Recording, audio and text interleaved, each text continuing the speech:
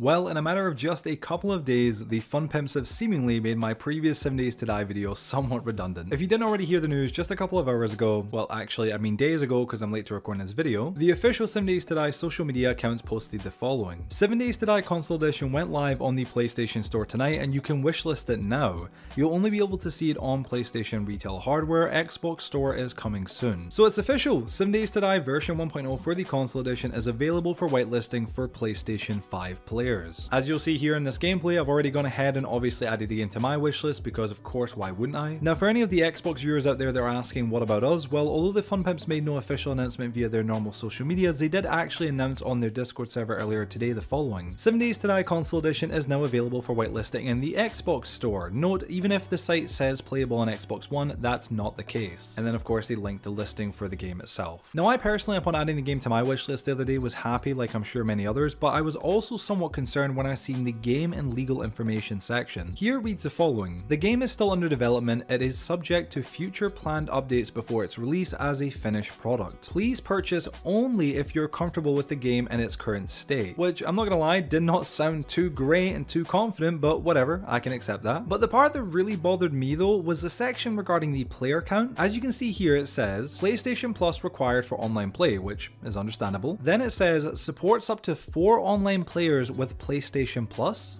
What? Online play optional, that's good. Vibration function and trigger effects supported, DualSense wireless controller, okay. 1 player, which is not normal, but we're gonna pretend it is for now. Then it says 4 network players, which probably is the most confusing part of this entire, obviously, I guess, area in this entire game description, because it already mentioned that it supports up to 4 online players of PlayStation Plus. So naturally, does 4 network players mean that it supports up to 4 player couch co-op? Well, no, because the actual Fun Pimps themselves already confirmed in their Q&A for the console version that that is not going to be the case. If you didn't already hear about this, they actually had a question saying, will the console edition support local split screen? And their answer was no, due to technical limitations and memory restrictions, this feature is not currently possible on the console edition. So I guess we have our answer to that. And then lastly, it just says remote play supported, which, you know, whatever, it doesn't really matter too much. Now, upon reading all this, I obviously was naturally very confused, and it was kind of part of the reason why I left this video a little bit longer than I needed to in terms of covering it news-wise. But I went ahead and checked on the Xbox Store listing earlier on today when it was obviously fully announced, and that said the exact same thing, which is honestly very concerning for me. And that's because I get that the Telltale version of 7 Days to Die was only able to handle up to 4 players since it was such a broken mess of a game, but if this new version that has been made exclusively for the next generation of consoles for more power, that supposedly is going to have crossplay with the other console version, the Xbox version, and of course in the future the PC version, and is updated to the latest version of 7 Days to Die, is only able to handle 4 players in multiplayer, then I'm not gonna lie, I'm gonna be pretty deeply disappointed.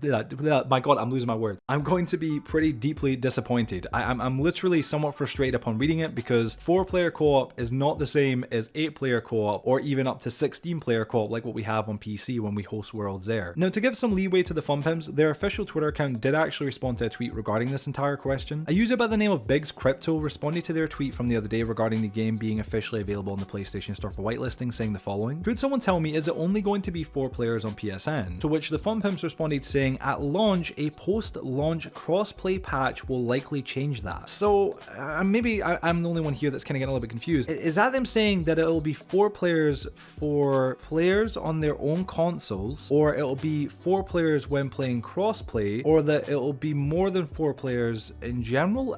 What does that fully mean? And just to clarify, when I say 4 players when playing on their own console, I mean when playing with other PlayStation players or other Xbox players. Will that be exclusive to 4 players, or will they up the limit then? I just want some clarification here. Now, another thing I was curious to know upon seeing the option to whitelist the game was whether we'd be getting a physical version of the new 7 Days to Die for PS5 and Xbox Series X/S or not, and after looking around for a little while, I found the answer. Once again, in the official Q&A for the console edition, the Fun Pimp said the following regarding this question: will there be a physical edition of the game? At launch, the game will be digital only. We have no plans to announce at this time, but may look into into this in the future. So I'm not gonna lie, I'm quite actually deeply disappointed to some extent with both of the pieces of news that I've just covered. Obviously, yes, it's great that the game is available for whitelisting on PlayStation 5 and Xbox Series X/S, but I can't lie, the player limit potentially being 4 players is a huge kick in the gut for me who wants to play with other friends of mine and other people that are viewers of mine. And the fact that the game is not going to be able to be bought on disc is such a huge kick as well for gamers like myself who like to have the games physically